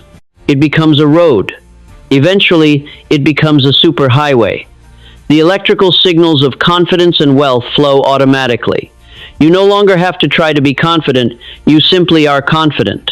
You no longer have to try to think rich thoughts, you simply think them. The hypnotic rhythm has taken over. Success has become your default setting. The struggle is over because the habit carries you. This is the state of flow that the great athletes and artists speak of. It is the state where the dancer becomes the dance. It is the state where the thinker becomes the thought. But I must warn you about the danger of interruption. If you skip a night during this critical formation period, you do not just lose one night. You lose the momentum of the compounding. It is like sliding back down the mountain you just climbed. The subconscious mind is always watching. It respects discipline. It despises casualness. If you are casual about your commands, the subconscious will be casual about the execution. If you tell your subconscious, I must be wealthy for 3 nights, and then on the 4th night you fall asleep watching a mindless television show, you have just sent a conflicting message. You have told the servant, this isn't really that important to me. And the servant will stop working. You must be fanatical. You must be obsessed. You must treat this nightly ritual as if your life depended on it, because in a very real sense, the quality of your life does depend on it. There is a psychological phenomenon known as the extinction burst. When you try to stop a bad habit or start a new one, the old habit will fight the hardest right before it dies. You may find that after a week of practicing this new nightly ritual, your old fears scream louder than ever. You may have nightmares. You may feel a sudden surge of doubt. Do not be alarmed. This is a good sign. It means the old rhythm is dying. It is thrashing about in its death throes. It is trying to scare you back into submission. Do not yield. Press on. Double your efforts. Read your definite chief aim louder. Visualize your success brighter. You are winning the war. This is the darkness before the dawn. If you persist through this resistance, you will break through to the other side where peace and power reside. The law of compounding also applies to the mastermind principle we discussed earlier. When you unite with the great minds of history in your sleep, you are not just adding their wisdom to yours, you are multiplying it. 1 + 1 does not equal 2 in the mental realm. 1 + 1 equals 11. When you consistently invite the spirit of Lincoln or Edison or Carnegie into your nightly council night after night, the connection grows stronger. At first it may feel like imagination, but as the rhythm establishes itself, it starts to feel like communication. The veil becomes thinner. The ideas flow faster. You are tuning your mental radio to their frequency, and like any radio tuner, it takes a steady hand to hold the signal. If you keep moving the dial, you will get nothing but static. But if you hold the dial on the station of genius night after night, eventually the music will come through crystal clear. Let us consider the story of the bamboo tree. You plant the seed of the Chinese bamboo tree, and for 4 years you water it and fertilize it, and you see nothing. The ground remains flat. A skeptic would say, you are wasting your time. Nothing is happening. But the grower knows the law. He knows that underground a massive root system is spreading. The tree is preparing itself to support greatness. Then in the 5th year, the bamboo shoot breaks the surface. And in a period of just 6 weeks, it grows 90 feet into the air. Did it grow 90 feet in 6 weeks? No. It grew 90 feet in 5 years and 6 weeks. If the grower had stopped watering it in the 4th year, the tree would have died in the ground. Your nightly ritual is the watering of the bamboo. You may speak your affirmations for 20 nights and see no change in your bank account. You may visualize your health for 25 nights and still feel pain. Do not stop. You are building the root system. The breakthrough is coming. The hypnotic rhythm is gathering strength. The explosion of results is inevitable if you do not interrupt the process. This is why the rich get richer and the poor get poorer. It is the momentum of the rhythm. When a man is in a rhythm of success, every opportunity leads to another. Every dollar attracts another. He seems to have the Midas touch. But if he were to stop his mental discipline, if he were to become arrogant and lazy, the rhythm would eventually reverse. We have seen many great men fall because they stopped doing the things that got them there. They stopped guarding the gate of the night. They let the weeds creep back in. And slowly the rhythm of success turned into a rhythm of failure. You must never become complacent. The price of liberty is eternal vigilance. And the price of success is eternal maintenance of your mental rhythm. Even when you have achieved your millions, you must continue the ritual. You must continue to command the subconscious. The moment you stop commanding, it begins to drift, and drifting always leads downstream, never up. You must also understand that this law works on your physical body. Your body creates a new set of cells every few months. You are literally, physically not the same person you were a year ago. The blueprint for these new cells comes from the mind. If you are in a rhythm of fearing illness, your mind gives the blueprint of illness to the new cells. You are rebuilding a sick body month after month. But if you establish a new rhythm of health, if you fall asleep every night, seeing yourself vibrant and strong, you begin to give a new blueprint to the cells. Over time, the law of compounding takes effect. The healthy cells begin to outnumber the weak ones. The body begins to align with the vision. You can heal yourself by changing the rhythm of your biological creation, but it requires time. It requires the persistence to hold the vision of health, even when the mirror shows sickness. You must walk by faith, and not by sight, until the sight catches up with the faith. There is a tremendous freedom in accepting this law. It takes the pressure off the present moment. You do not need to be perfect tonight. You just need to be consistent. You do not need to move a mountain today. You just need to move one stone, and then another stone tomorrow. The law of hypnotic rhythm ensures that if you keep moving stones, the mountain will eventually be moved. It allows you to relax into the process. You can go to sleep knowing that you have done your part. You have planted the seed. You have watered the soil. Now you can trust the laws of the universe to do the heavy lifting.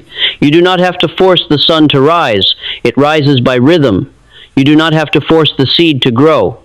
It grows by law. And you do not have to force your fortune to come. It comes by the rhythm you establish in the silence of the night. The drifter hates discipline. He wants the quick fix. He wants the magic pill. He jumps from one scheme to another, from one philosophy to another, always looking for the shortcut. He never allows the law of compounding to work for him. He is always starting over at zero. He is like a man who digs a hole for gold, digs 3 feet, finds nothing, then moves 5 feet to the left and starts digging again. He creates a landscape of empty holes. The master picks one spot. He sets his aim, and he digs in that one spot night after night. He goes deeper and deeper. He hits rock, but he keeps drilling. He hits water, but he keeps drilling. And eventually he strikes the oil of infinite abundance. The depth of your success is determined by the consistency of your drilling. So I ask you now, are you ready to commit to the long game? Are you ready to trade the excitement of the new for the power of the true? Are you ready to bore your friends with your consistency? Because that is what it takes. It is not flashy. It is not dramatic. It is the quiet, relentless pursuit of a vision that only you can see. It is the refusal to go to sleep angry. It is the refusal to go to sleep worried. It is the refusal to let a single night pass without putting a deposit in the bank of your subconscious. This is the law. It is the law of the harvest. You reap what you sow, but you reap it in a different season than you sow it. You are sowing now in the night. You will reap later in the light. Do not lose heart. Do not look at the clock. Look at the vision. The momentum you are building tonight will carry you through the challenges of tomorrow. When a train is moving at high speed, it can smash through a steel-reinforced concrete wall without stopping. But if the train is stopped, you can prevent it from moving by placing a small block of wood in front of the wheel. Right now, your train may be stopped. The block of wood, your doubt, is holding you back. But as you begin this nightly ritual, you are building steam. The wheels are starting to turn, slowly at first, then faster. Then faster. Soon you will have so much momentum that the obstacles that used to stop you, the criticism, the lack of money, the fear, will be smashed to pieces as you roar past them. You will become an unstoppable force of nature. And it all begins with the simple decision to honor the law of hypnotic rhythm. Tonight starts the count. Tonight is night 1. Do not say, I will start on Monday. Monday is the lie of the drifter. Start tonight, no matter how tired you are. No matter how late it is. Take the 5 minutes, do the work, plant the seed, and then do it again tomorrow, and again the day after. And when you reach the 30th night, you will look back and realize that you are not the same person who started. You have changed your vibration. You have changed your magnetism. You have changed your destiny. The law has worked. It always works. It is waiting for you to work it. We have arrived at the summit of our journey together. We have explored the hidden machinery of the subconscious mind, and we have exposed the ghosts of fear that haunt the darkness. We have walked with the giants of history who used the night to build their empires, and we have understood the inexorable law of hypnotic rhythm that governs all human habit. Now we must descend from the mountain of theory into the valley of practice. Philosophy without action is dead. Knowledge without application is merely entertainment. You did not come here to be entertained. You came here to be transformed. And transformation requires a specific set of actions repeated with absolute precision until they become second nature. I am about to give you the blueprint for the ultimate nightly ritual. This is not a suggestion, this is a prescription. If you were sick and a doctor gave you a prescription to save your life, you would not take it occasionally. You would take it exactly as directed. You are sick. You are suffering from the disease of drifting. You are infected with the virus of mediocrity. This ritual is the cure. It is the specific protocol that will reprogram your subconscious mind while you sleep and turn you into a magnet for wealth and power. You must perform this ritual every single night for the next 30 days without exception. If you miss one night, you must start over at day one. The subconscious demands consistency. Step 1 is the cleansing, or the eviction of the enemy. You cannot pour fresh wine into a dirty bottle. You cannot plant seeds of wealth in a garden choked with weeds. Before you can impress your subconscious with new desires, you must clear out the debris of the day. Every day you accumulate negative impressions. You hear a discouraging word, you see a frightening headline, you feel a moment of doubt. These are the weeds. If you go to sleep with these weeds in your mind, they will take root during the night. Therefore, your first act each night, roughly 30 minutes before sleep, is to perform a mental house cleaning. Take a piece of paper and a pen. Do not do this in your head, do it on paper. Write down every fear, every worry, and every negative thought that is currently troubling you. Be specific. Write, I am afraid I won't make the mortgage payment. Write, I am angry at my boss for what he said. Write, I feel like a failure because I didn't finish my work. Get it out of your system. Externalize it. As long as these thoughts remain inside your head, they are monsters in the dark. The moment you write them down, they become small, manageable words on a page. You are stripping them of their power. Once you have written them down, take the paper and destroy it. Burn it safely in a metal bowl, or tear it into tiny shreds and throw it away. As you destroy the paper, say aloud, I banish these thoughts.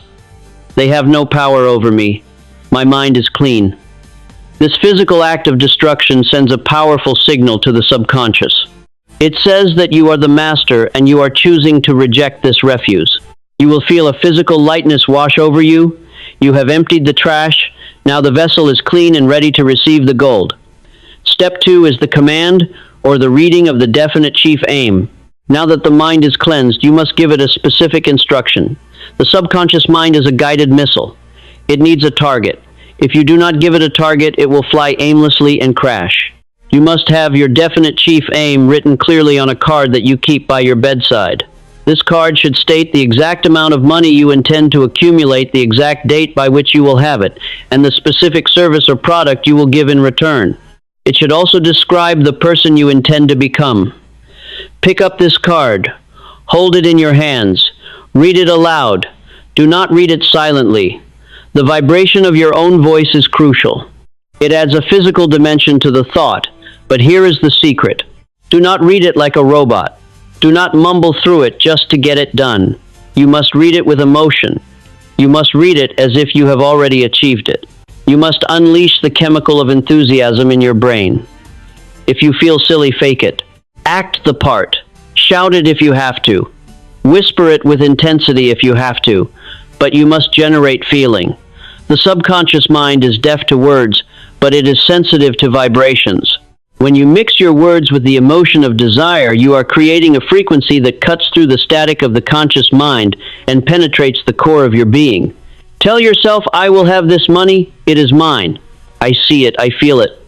I am ready to receive it. By doing this immediately after the cleansing, you are filling the vacuum with power. You are planting the seed of the giant redwood tree in the soil you just cleared of weeds. Step 3 is the affirmation or the installation of faith. After you have read your specific goal, you must install the operating system of faith. Faith is not something you have, it is something you do.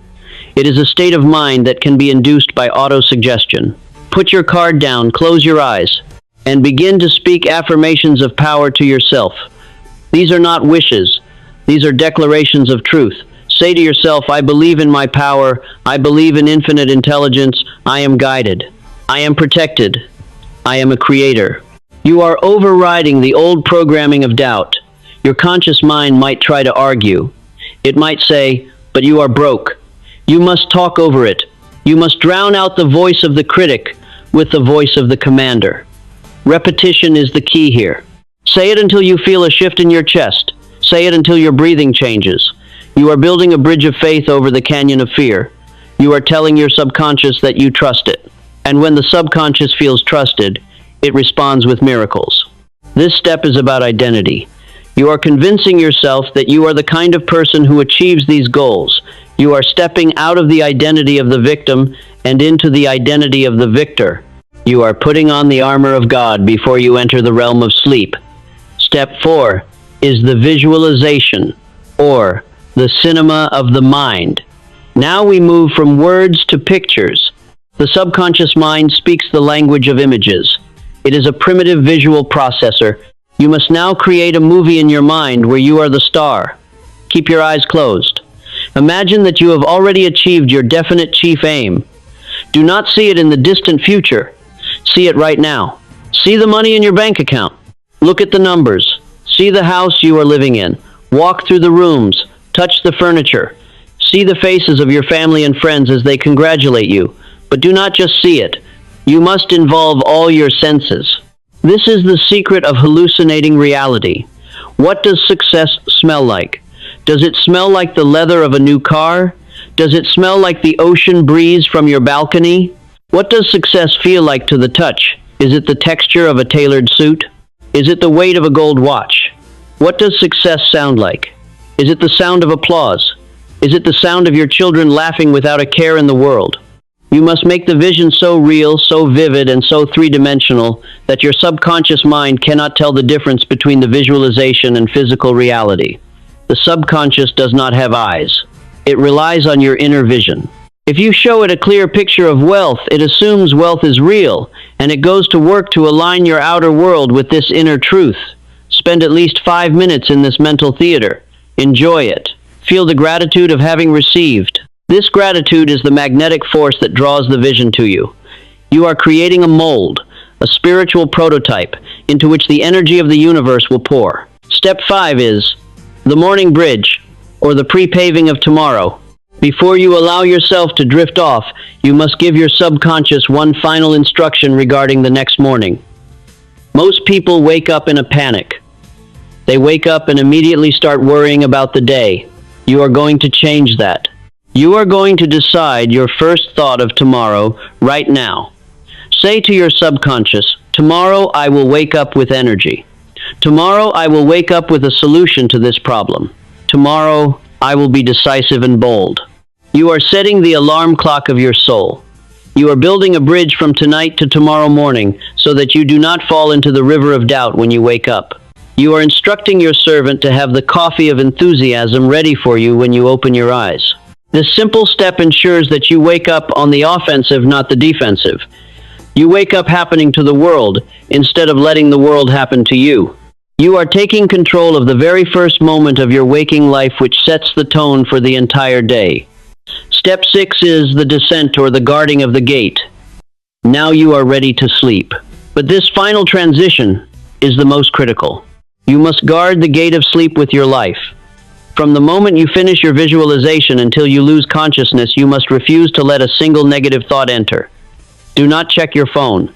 Do not look at the news. Do not start a conversation with your spouse about bills. Do not let your mind wander back to the problems of the day. If a negative thought tries to enter, visualize a heavy steel door slamming shut in its face. Keep your mind focused on the feeling of the wish fulfilled. As you drift off, repeat a simple mantra like a lullaby.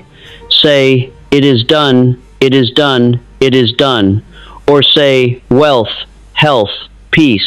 Let these be the last vibrations that pass through the portal. Whatever thought you hold at the precise moment of falling asleep is the thought that will dominate the subconscious for the next 8 hours. It is the drop of dye that colors the entire ocean of the night. If you hold the thought of wealth, you will marinate in wealth for 8 hours. If you hold the thought of worry, you will marinate in worry. Be vigilant. Be the sentry. Watch the gate until the very end. This ritual may seem simple, but do not be deceived by its simplicity. It is the most difficult thing you will ever do because it requires absolute discipline. The drifter in you will rebel. The drifter will say, "I am too tired tonight. I will skip the writing. I will just think it in my head." Do not listen to the drifter. The drifter wants you to stay poor. You must be ruthless. You must force yourself to do the writing, to do the reading, to do the visualizing, even when your eyes are burning with fatigue, especially when you are tired. When you are tired, your defenses are down and the ritual sinks deeper. You must commit to this for 30 days. Why 30 days? Because science tells us it takes approximately 30 days to break an old habit and form a new one. You are breaking the habit of drifting and forming the habit of commanding. During these 30 days, you may experience what we call chemical withdrawal. Your body is addicted to the chemicals of stress and worry. When you stop feeding it worry, it will crave it. You might feel agitated. You might feel anxious for no reason. This is just your body throwing a tantrum because it wants its fix of cortisol. Ignore it. Keep feeding it faith. Keep feeding it dopamine and serotonin through visualization. Eventually, the body will surrender and accept the new chemistry of success. You are literally engaging in biological warfare against your old self, and you must win. Let me tell you what will happen if you persist. For the first few nights, you may feel nothing. You may feel like you are talking to a wall, but keep going. Around the 10th night, you will notice a shift. You will sleep deeper. You will dream more vividly. Around the 20th night, you will notice a change in your waking hours. You will be less reactive. Things that used to bother you will roll off your back. You will find yourself speaking with more authority. You will get hunches and ideas that surprise you, and by the 30th night, you will have established a hypnotic rhythm. The ritual will no longer be a chore, it will be a necessity. You will hunger for it. You will look forward to the night as your time of power. And the external world will begin to rearrange itself to match your internal world. The money will come. The people will come. The opportunities will come. Not by magic, but by law. You must also understand the concept of secrecy. Do not tell anyone about your ritual. Do not brag about what you are doing. Keep it a secret between you and your subconscious. If you talk about it, you dissipate the energy. If you tell a cynical friend, "I am visualizing millions," he will laugh at you, and his doubt will infect your mind. Silence is power. Keep the pressure valve closed so the steam can build up and drive the engine. Be a mystery to others. Let them wonder why you suddenly look younger. Let them wonder why you are suddenly so lucky. Let the results speak for you. Work in the shadows of the night and let your success shine in the light of the day. This ritual is the master key. It is the tool that Edison used. It is the tool that Carnegie used. They may have had different names for it, but the principle was the same. They commanded the subconscious. They respected the night. You now have the same tool in your hands. You have the blueprint. The question is, do you have the will? Are you tired enough of being a drifter to do the work of a master? Are you sick enough of mediocrity to demand greatness? The bed you sleep in tonight can be a tomb where your dreams die, or it can be a launch pad where your destiny takes flight. The choice is made in the ritual. Do not let this night pass without beginning. Even if you only do it imperfectly, do it. Action beats perfection. Start tonight. Get the paper. Write the fears. Destroy them. Write the aim. Read it. Visualize it. Guard the gate. And then sleep the sleep of the just. Sleep the sleep of the wealthy. Sleep the sleep of the free. The subconscious is waiting. The infinite intelligence is listening. The order is yours to give.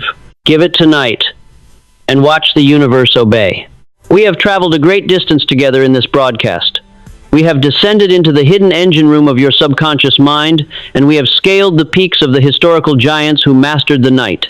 We have exposed the invisible ghosts that have been stealing your peace, and we have laid out the precise blueprint of the nightly ritual that will reclaim your power. You now possess the keys to the kingdom. You hold in your hands the secret that separates the masters of the earth from the drifters, who are blown about by every wind of chance. But I must tell you with absolute candor that knowledge alone is dead weight until it is quickened by the spirit of decision. You can memorize every word I have spoken, and you can intellectually agree with every principle of the Midnight Architect, yet still wake up tomorrow in the same bed with the same worries and the same empty pockets. The bridge between knowledge and power is action, and the bridge between action and destiny is commitment. We are now standing at the crossroads of your life.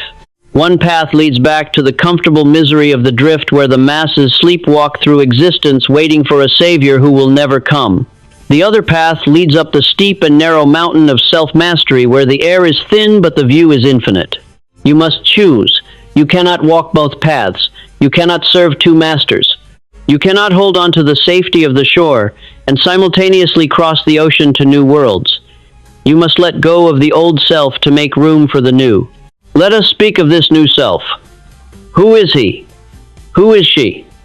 This new self is the person you will meet in the mirror 30 days from now, if you follow the ritual we have prescribed. The new self does not wake up in a panic. The new self wakes up with a quiet knowing. The new self does not dread the day, because he has already conquered the day the night before. When the new self walks into a room, the atmosphere changes.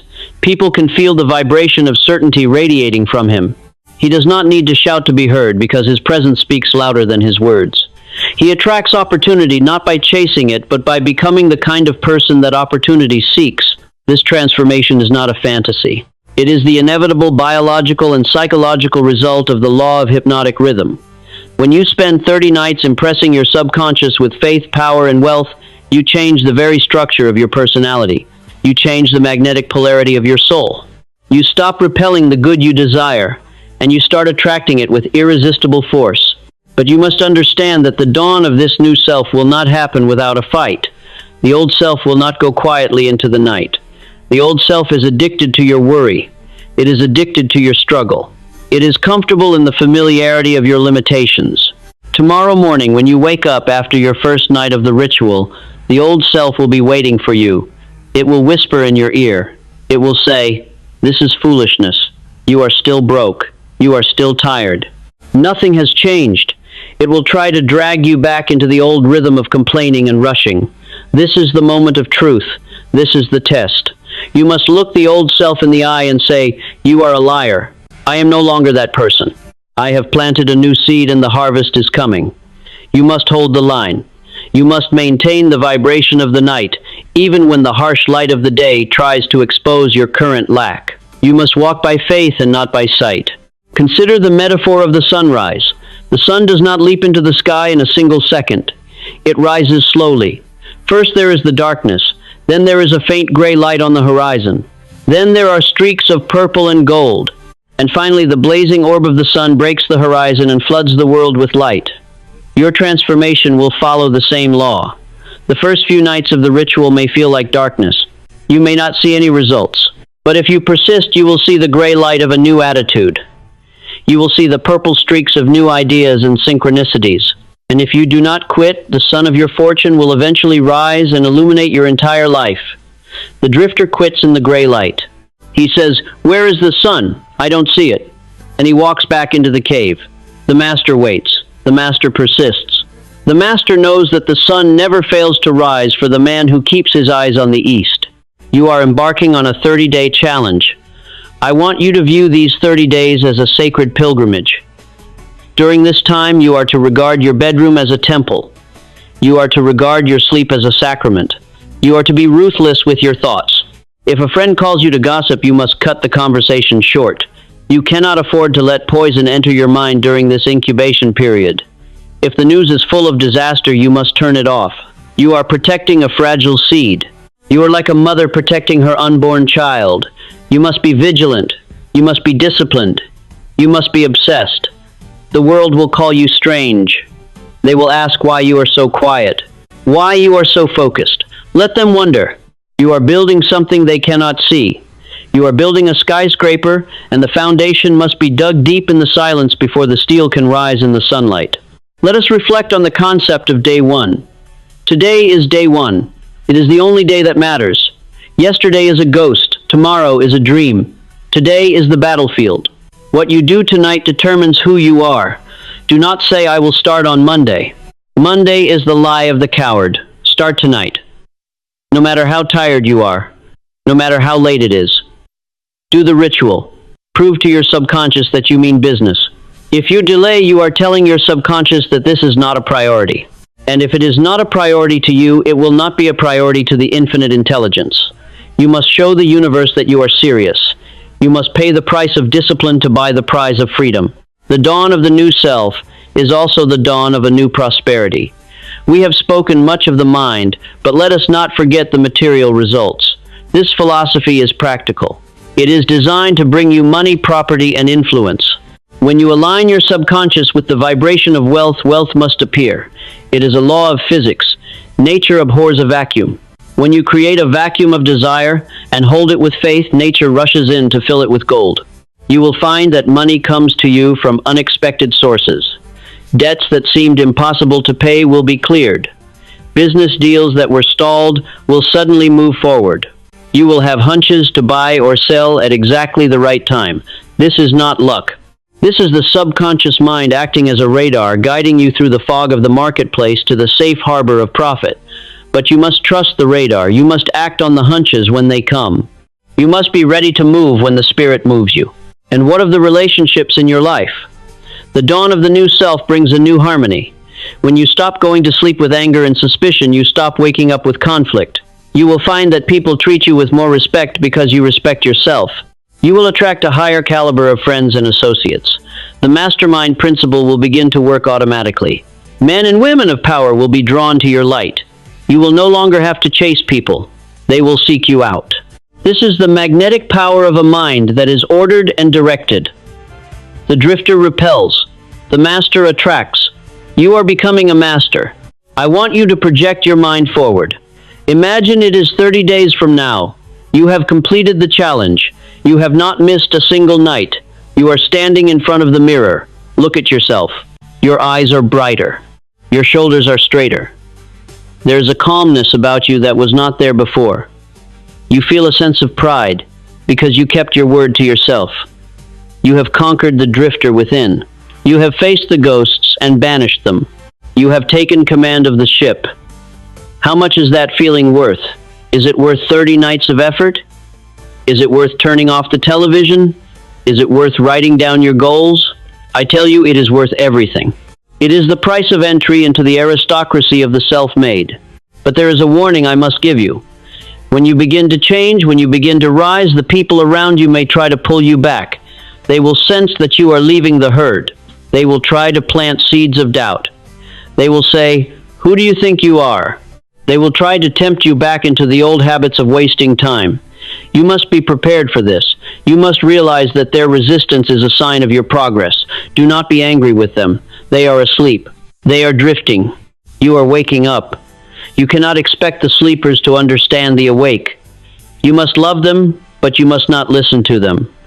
You must guard your mind even more fiercely when the results begin to show. Success requires isolation in the beginning. It requires a cocoon. Stay in your cocoon until your wings are strong enough to fly above the storm. Now we come to the final act of this broadcast. I am going to ask you to take an oath. This is not a pledge to me. It is a pledge to the God of your own being. It is a contract you are signing with the universe. I want you to speak these words in the sanctuary of your heart or aloud if you are alone. I want you to feel the weight of them. This is the captain's oath of the Midnight Architect. I hereby declare that I am the master of my fate and the captain of my soul. I refuse to drift any longer. I refuse to be a victim of circumstance. From this night forward, I take full possession of the gateway of my mind. I pledge to guard the final hour of my day as a sacred trust. I will not allow fear to enter my sleep. I will not allow worry to poison my rest. I will plant only seeds of faith, wealth, and purpose. I will water them with the emotion of gratitude. I will repeat my commands night after night until they become the rhythm of my blood and the beat of my heart. I will trust the infinite intelligence to bring the harvest in its own time. I will not waver. I will not quit. I will not look back. I am a creator. I am a builder. I am awake. This is my oath. This is my law. So be it. Feel the power of those words. They are not just sounds. They are vibrations that are reshaping your reality right now. You have crossed the line. You have burned the bridges behind you. There is no going back to the old way of living. You know too much now. You cannot pretend to be ignorant of your power. If you drift now, it is a choice, and it is a tragic choice. But I believe in you. I believe that you have the strength to see this through. I believe that you are ready to claim your heritage. The world is waiting for you. The world needs more masters and fewer drifters. The world needs men and women who are awake, who are directed, who are charging the atmosphere with hope and courage. When you heal your own mind, you heal the world. When you become wealthy, you lift the economy. When you become peaceful, you add to the peace of humanity. Your success is not selfish. It is your duty. It is your contribution to the evolution of the race. Do not shrink from it. Embrace it. As we conclude this transmission, I want you to make a physical mark of your commitment. The digital space is your public square. It is where you seal your pact. I ask you to scroll down to the comments section and write 4 simple words. I will not drift. Do not write it for me. Write it for your subconscious.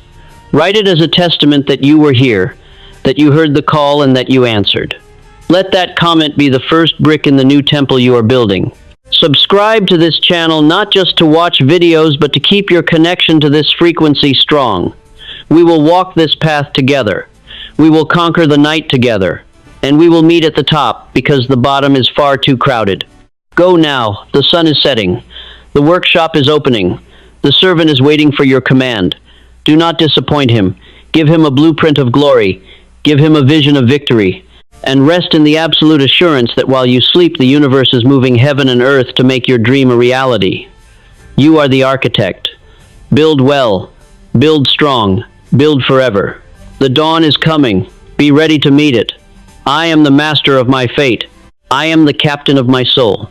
And so are you. This broadcast is ending, but your work is just beginning. You have the blueprint. You have the ritual. You have the oath. Now, do not let this connection fade. If this message has stirred something in your soul, you must keep the fire alive. Subscribe to this channel immediately. Consider it your daily connection to the frequency of success. We are preparing more broadcasts, more keys, and more secrets from the vault of achievement. You do not want to miss what is coming next. Share this video with one person you trust, someone who belongs in your mastermind. And finally, leave your oath in the comments below. Write, I will not drift. Seal your pact. I will see you in the next transmission. Until then, guard the gate of your mind.